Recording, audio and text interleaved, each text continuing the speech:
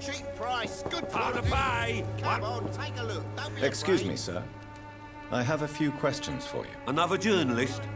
I didn't answer the first one, so piss off. I'm not a journalist, I'm a doctor. A doctor, you say?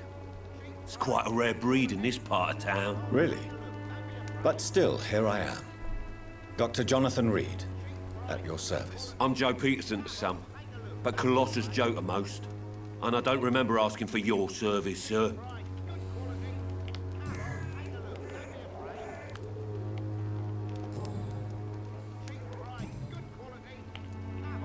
How did you become the local bully everyone is afraid of, Joe? There's no pride in roughing up poor bastards. But this is the only job I've found. And it pays well, too. A job? So you're racketeering for someone else? I got enlisted by the Wet Boot Boys, a gang from Wet the Boot docks. Boys. I'm their muscle for their dirty work. You survive at any cost, even at the expense of others. Perhaps that's just the law of nature. I don't care what you think, sir. I do what I have to do for my own reasons, and that's that. I'm not sure Mr. Lewis would agree with your by all means necessary philosophy, sir. Oh, do you really think he's the poor victim here? Barrett can be as sneaky as anyone. Long ago, I even called the bastard my best friend.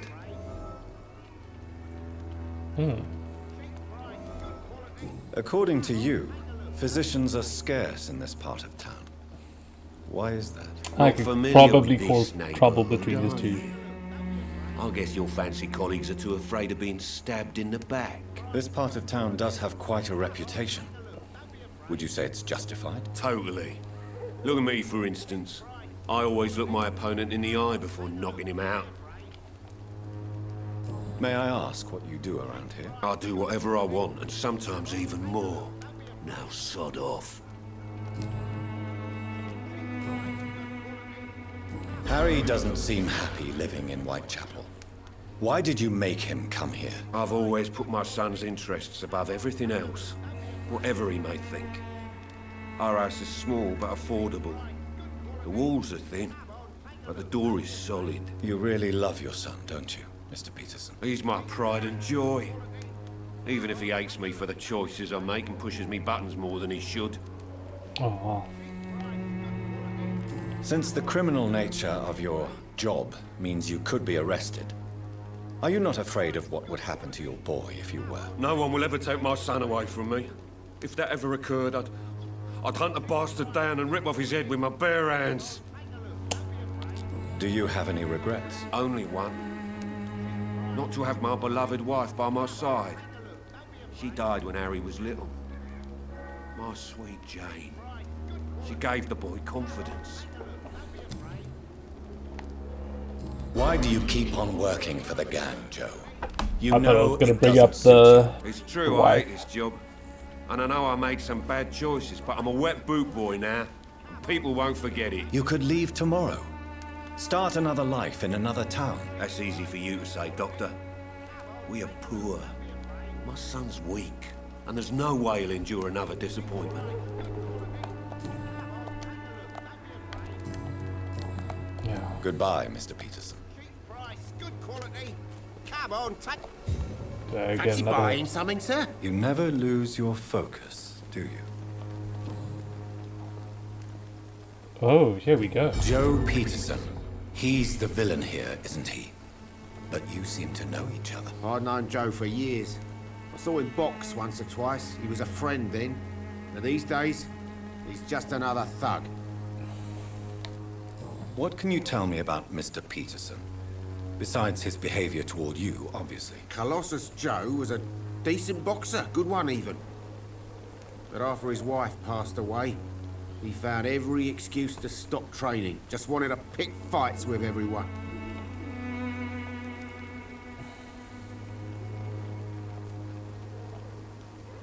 It's never easy to find a new path in life, especially after the loss of a loved one. But crime is certainly not the best option. We've all had some rough times, ain't we? But most of us don't use our fists to see us through. And no one has ever stood up to this thug. Nobody would be fool enough to stand against a wet boot boy. Have I unlocked everything? Yeah. What do you know of Harry Peterson? The boy seems so fragile. Not like his father at all. Harry's a good boy, but he spends most of his time complaining. He's had it tough, all right, but he needs to grow a pair. What troubles him exactly? But despite being his father's son, almost everything, I think. He never wanted to come to Whitechapel in the first place. Hates this place more than most of us.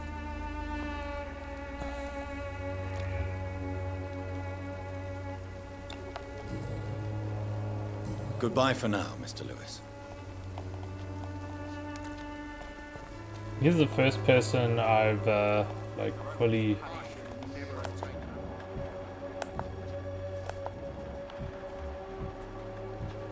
2,700, 4,000.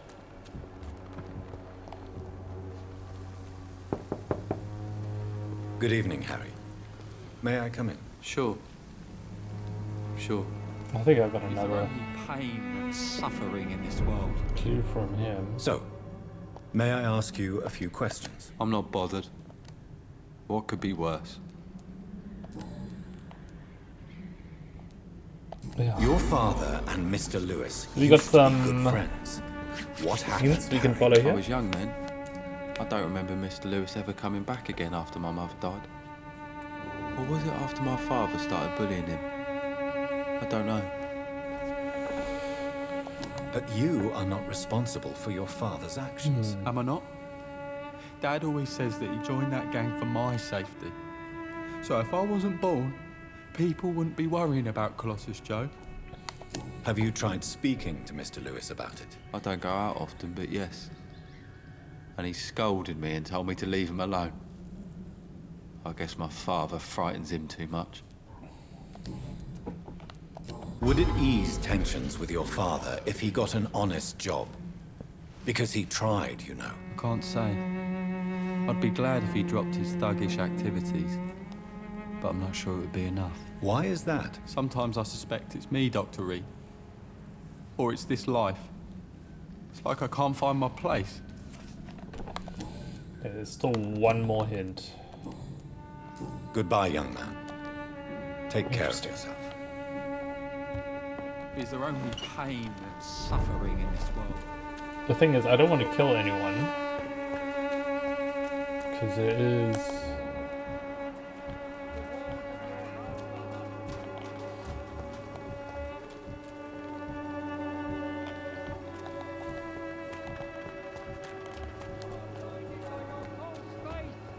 Imprisoned by your daily routine.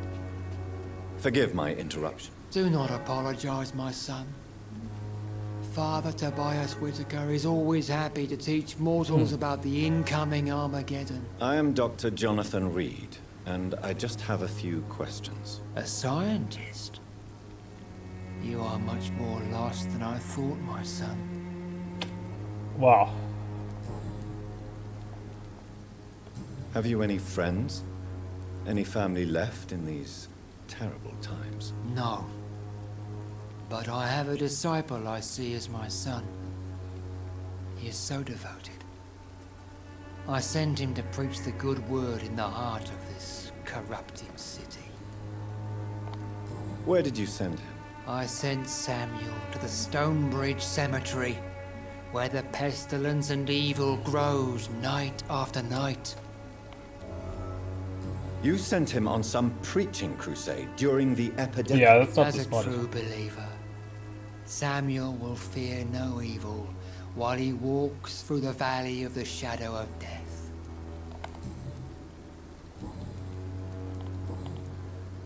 What do you mean when you say that I am more lost than you thought? All scientists are entangled in a world of causes and consequences, and most of them can't see the plain truth. Quite a judgmental opinion, if you ask me. But what do I know? Blinded by science as I am. But you are seeking answers, aren't you? Answers about the Armageddon about to strike the city. Answers about the hidden truth.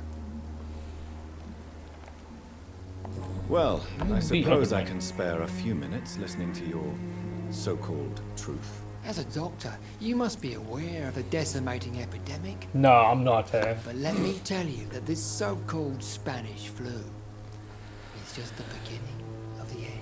What do you mean? The beast is finally revealing itself, corrupting the flesh and the heart of men. With my own eyes I have seen them, those minions from the abyss. Really? And what would be your answer to this biblical threat?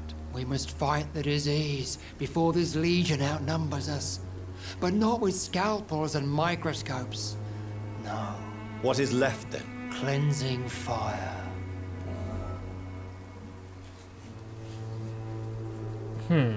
Tell me, Tobias, what exactly is your This plan is why concerning you the listen cleansing of this city? to the God priest. will recognize his own.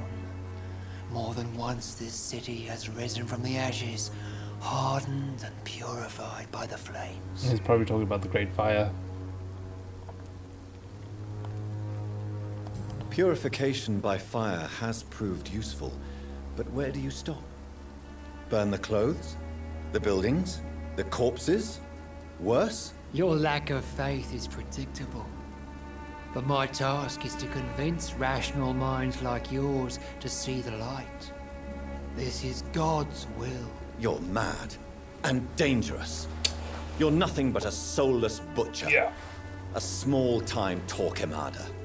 The Savonarola of Whitechapel. My son, if you think salvation is a free gift, go listen to the lies of that pompous fool, Joseph. Joseph, a fool. Vicar Larrabee of St. Mary's Church. While he continues preaching his fraudulent redemption, more and more people die in the streets. What do you mean when you say that I am more... All scientists... Quite a Well, you are... I am.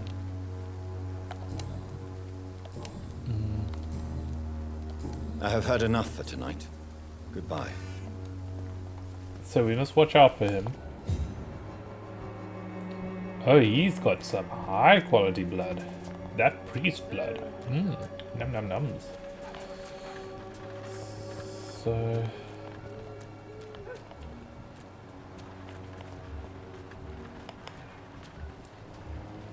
Yeah, he is very low blood quality.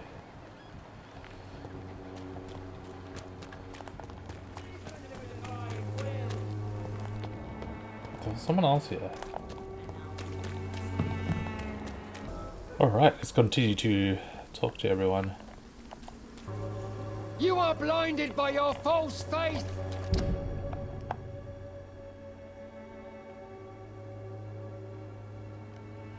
Find Clayton and Richard. Imprisoned by your daily routine! So pale, my lord. Would you like me to revive you?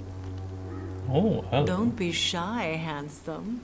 What can Christina do for you? I'm not looking for what you're selling. But I'd like to ask you a few questions, if I may. I'm a doctor. Dr. Reed. All right then, but be quick. Though I usually get paid when I open my mouth. Okay. Tell me about yourself. Are you joking with me? People don't usually come to see me for conversation. I have no interest in your work. I am, however, curious as to what led you into this career. Short story. The war, exile, and England. This country is not especially welcoming. I've been refused many jobs because of where I am from. I had few options left. I always thought I was the master of my own fate. But now I know we don't always have control over our lives. I don't judge you. You know, this money is not only for me. I have good reasons to need this money quickly. But it is not your concern, Doctor.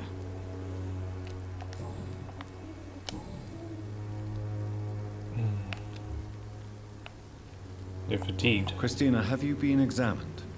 The epidemic is spreading fast in London, and you could be exposed, or expose others. I don't like doctors or hospitals, but I don't like you asking questions.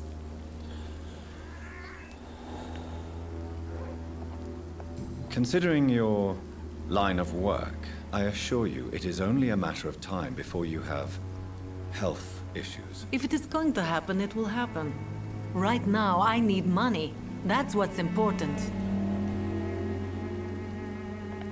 You can put your own life in danger, that's your decision. But what about your clients?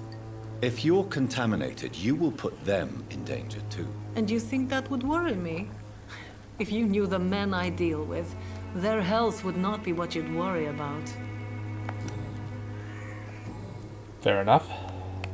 Do you need any assistance, Miss Popper? It depends on the price of your medicine. I will see you later. I need more Goodbye, medicine. miss. Okay. Take care of yourself as best you can.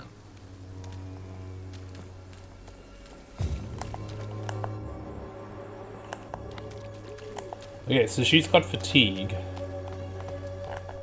So I suppose if I don't help her, then that's just gonna drain.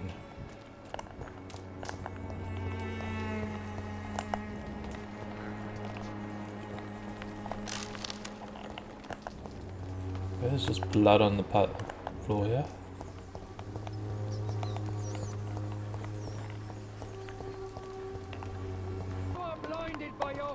Go into the church. Oh, you. Excuse me, sir. Are you familiar with this part of town? Name's Clayton Darby, Ah! reporter. Sorry, I'm new to Whitechapel.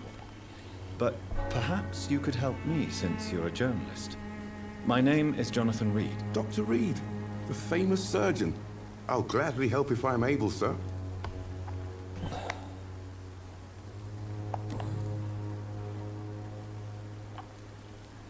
Christina Popper claims she sells her body because she can't find Oh, wow. any other work.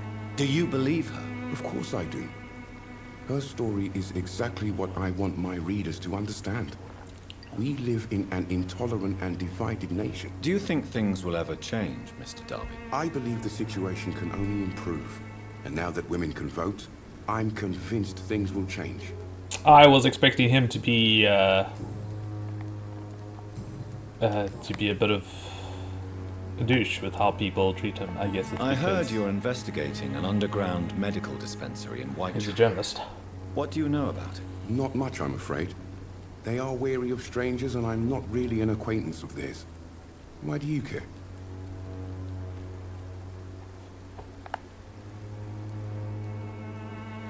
Unless the nose compromised. I'm a doctor, Mr. Darby. I care about everything involving public health and this epidemic. Are you sure you're not just concerned about the repercussions that a scandal involving a certain Nurse Crane from the Pembroke Hospital would bring? Without a doubt, you are a damn fine journalist, Mr. Darby. What do you know of her accomplice, a man named Darius? I don't know much about the man. He's very cautious. Never goes out. Doesn't seem to have any friends or family. He never goes out. No. A few days ago, he unexpectedly did. I followed him, but it was just a ruse to keep me away from his house. Really? How do you know? He went to the nearest mailbox, but just before posting his letter, he ripped it up and threw it away. He has no relatives at all? No, except for that strange man, a poet named Richard Nethercott, who sometimes comes by. Darius would never let him in. Where can I find this Mr. Interesting. Nethercott? He spends most of his time lurking around Whitechapel, talking to himself or declaring verses. These days, you can usually find him behind the church.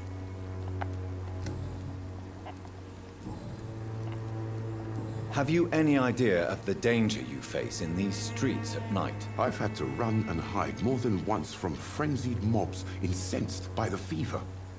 Do you think the flu is really responsible for this, Doctor?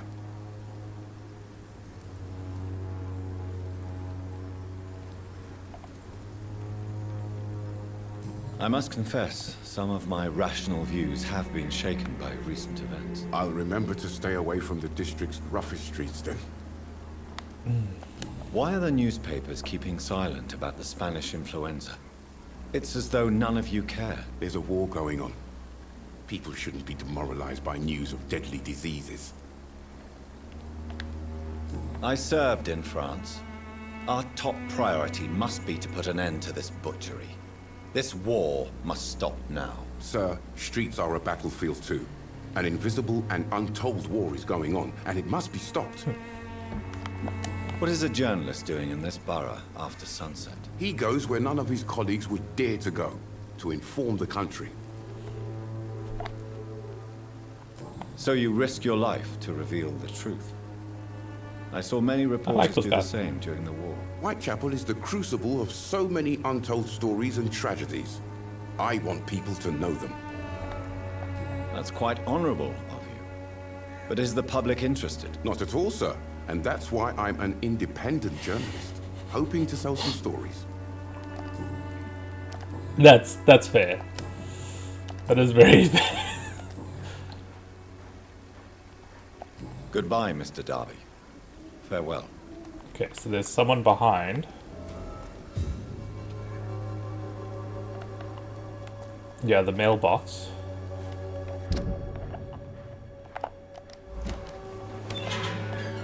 This is someone mumbling behind the chapel.